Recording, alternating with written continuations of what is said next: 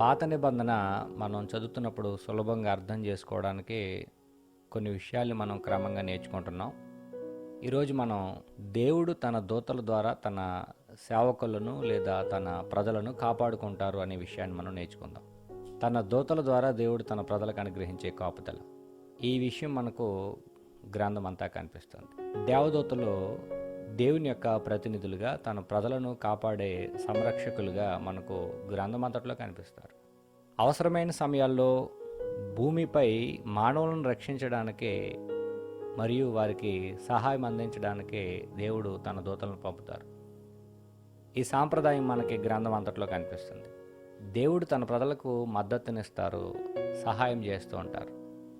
దేవుడు తన దూతల ద్వారా తన సేవకులను కాపాడుకుంటారు అనేది మనకి గ్రంథం అంతట్లో కనిపిస్తుంది. దేవుడే స్వయంగా దిగివచ్చి రక్షిస్తారని కాదు, స్వయంగా దేవుడే జోక్యం చేసుకుంటారని కాదు. దేవుడు తన దూతల ద్వారా తన ప్రతినిధుల ద్వారా సహాయం అందిస్తారు. ఇది మనం గ్రంథంలో గమనించాలి. 2 రాజుల గ్రంథం 6వ అధ్యాయం మనం చదువుతున్నప్పుడు ఎలీషాకు దేవుడు తన కాపుదల రక్షణ అందించారు. సిరియా రాజు ఎలీషాను పట్టుకోవాలని ప్రయత్నం చేసినప్పుడు తన సైన్యానికి ఆజ్ఞాపించగా తన సైన్యం ఎలీషాను పట్టుకుని తీసుకుని పోవడానికి వచ్చినప్పుడు దేవుడు ఎలీషాను కాపాడారు. గాడ్స్ ప్రొటెక్షన్ ఆఫ్ ఎలీషా, ఇది మనం 2వ రాజుల గ్రంథం 6వ అధ్యాయంలో చూస్తాం.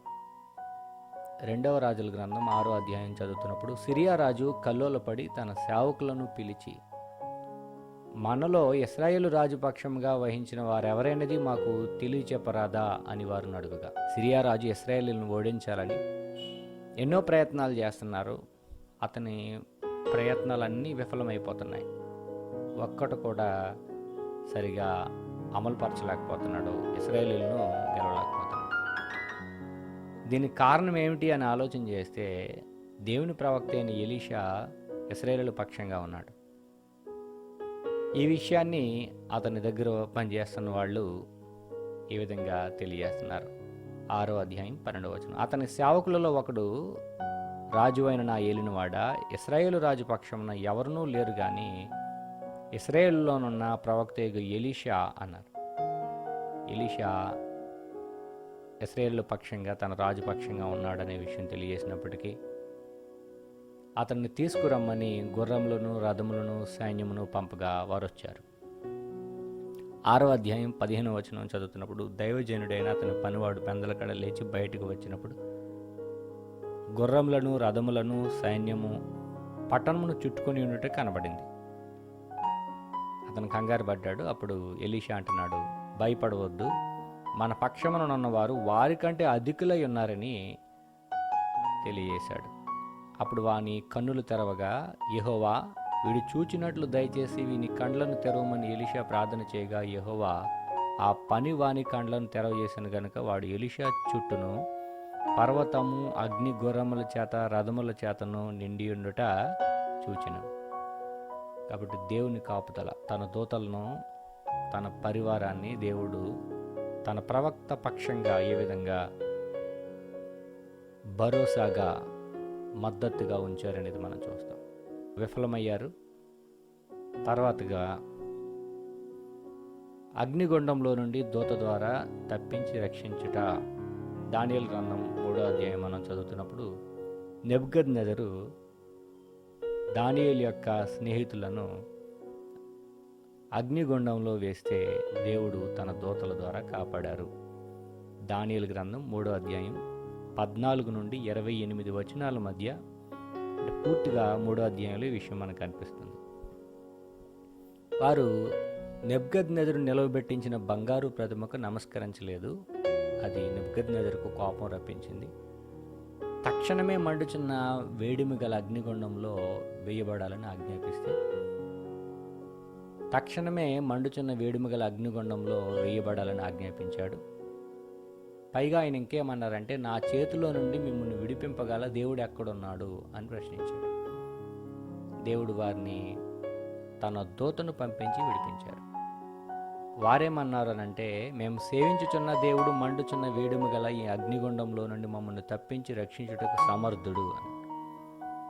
కాబట్టి దేవుడు సమర్థుడు.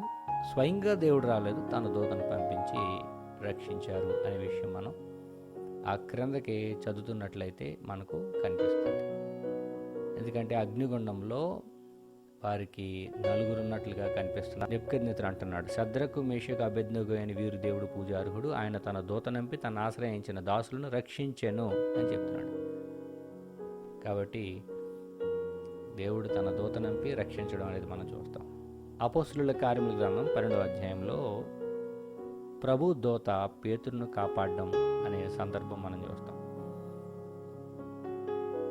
పేతురు చెరసాల్లో ఉన్నాడు, బంధించబడ్డాడు. ప్రభు దూత అతను దగ్గర నిలిచి దూత పేతురు ప్రక్కను తట్టి లెమ్మని చెప్పి అతని సంకెళ్ళు ఊడిపోయేలా చేసి అతన్ని బయటికి నడిపించిన సందర్భం మనం 12వ అధ్యాయంలో చూస్తాం. 12వ అధ్యాయం 9వ వచనం మనం చదువుతున్నప్పుడు అతడు వెలుపలికి వచ్చి దూత వెంబడి వెళ్ళి దూత వలన జరిగినది నిజముగా జరిగినని గ్రహింపగా తనకు దర్శనం వలన కలిగినని తలంచాను. పేతురునకు తెలివచ్చి ప్రభు తన దూతనంపి హేరోదు చేతిలో నుండి యూదులను ప్రజలు నాకు చేయనుద్దేశించిన వాటన్నిటి నుండి తను తప్పించి ఉన్నాడని ఇప్పుడు నాకు నిజముగా తెలియనని అనుకున్నాను. కాబట్టి ఈ విధంగా దేవుడు తన ప్రజలను కాపాడతారు. మరికొన్ని వచనాలు చదువుదాం. కీర్తనల గ్రంథం 34వ కీర్తన 6-7 వచనాలు. దూత ద్వారా శ్రమలన్నిటిలో నుండి రక్షింపబడిన వాని యొక్క మాట లేదా సాక్ష్యం ఏంటంటే కీర్తన 34:6-7 వచనాలు. ఈ దీనుడు మొరపెట్టగా యెహోవా ఆలకించెను, అతని శ్రమలన్నిటిలో నుండి అతన్ని రక్షించెను. యెహోవాయందు భయభక్తులు గలవారి చుట్టూ ఆయన దూత కావలి ఉండి వారిని రక్షించును. 91వ కీర్తన. The assurance given to those who trust in God. దేవుడు ఆశ్రయించిన వారికి దేవుడిచ్చే హామీ.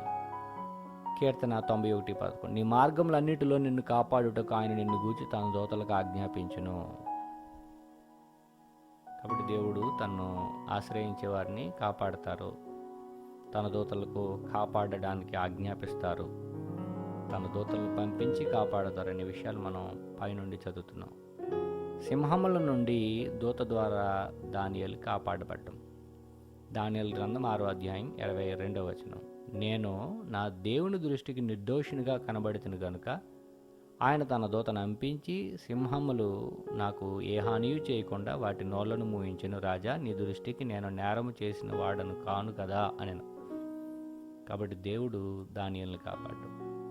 మనం ఇప్పటి వరకు మనం చదివిన ఈ పాఠ్యభాగంలో మనం పరిశీలనాత్మకంగా చూసినట్లయితే దేవుడు స్వయంగా వచ్చి కాపాడడం కంటే తన దూతలను పంపించి కాపాడడం అనే విషయాన్ని మనం స్పష్టంగా చూస్తున్నాం.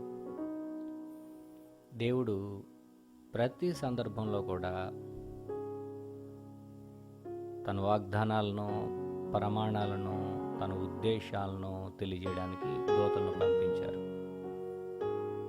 దేవుని దూతలో దేవుని యొక్క వర్తమానికులుగా, మెసెంజర్స్గా మనకు కనబడుతున్నారు.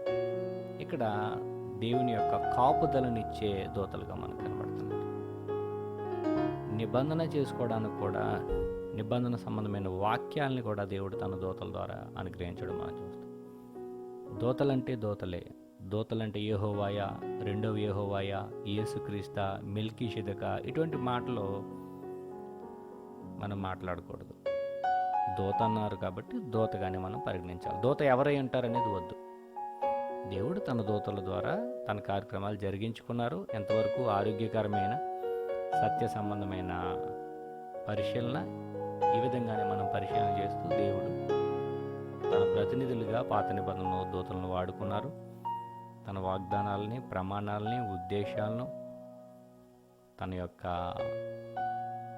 కాపుదలను ఇవ్వడానికి శక్తివంతమైన, సహాయం చేయడానికి శక్తివంతమైన కార్యక్రమాలు తన దూతల ద్వారా జరిగించిన విషయాలు మనం గుర్తించి గ్రంథాన్ని గ్రంథంగా చదివి ఇటువంటి సందర్భాలు ఎక్కడున్నా దూతలు అన్నప్పుడు దూతలుగానే మనం గుర్తించి గ్రంథాన్ని గౌరవించాలని, దేవుని యొక్క కాపుదల లేదా దేవుని యొక్క సహాయం తన దూతల ద్వారా దేవుడు అందించారనే విషయాన్ని గుర్తించి సత్యాన్ని పరిశీలన చేస్తూ ముందుకు కొనసాగాలని కోరుతూ ముగిస్తున్నా.